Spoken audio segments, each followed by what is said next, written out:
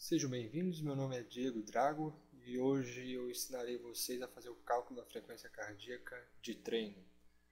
O objetivo deste cálculo é fazer com que um indivíduo que queira trabalhar de forma aeróbica, seja numa esteira, numa bicicleta, ele se encontre dentro da zona de treinamento correto. Entre as zonas de treinamento que temos, a gente pode citar atividade física moderada, controle de peso, aeróbica, limiar, anaeróbica e esforço máximo. Com a finalidade de exemplificar a nossa aula, utilizaremos uma atividade física moderada, essa será a zona, cuja intensidade varia de 50% da frequência cardíaca máxima até 60%. Para fazer o cálculo da frequência cardíaca máxima, utilizaremos uma fórmula matemática, frequência cardíaca máxima, onde ela nos diz que a frequência cardíaca máxima predita de uma pessoa é igual a 220 menos a idade, correto? E no nosso caso, o sujeito tem uma idade igual a 25 anos. Então, a frequência cardíaca máxima predita, no nosso exemplo, é de 195 batimentos por minuto. Será necessário fazer um parênteses para eu poder fazer o cálculo da frequência cardíaca de reserva, de repouso, que será utilizada a nossa fórmula.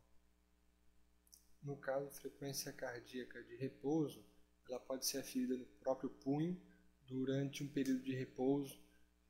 Sugiro pegar logo pela parte da manhã, acordou, faz a verificação e pronto. No caso, o sujeito tem um batimento cardíaco de 65.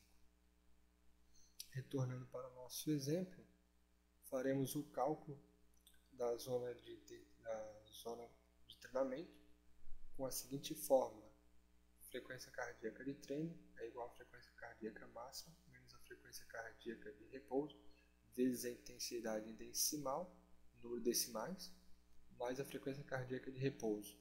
Iremos calcular primeiro para a zona inferior, limiar inferior de treinamento.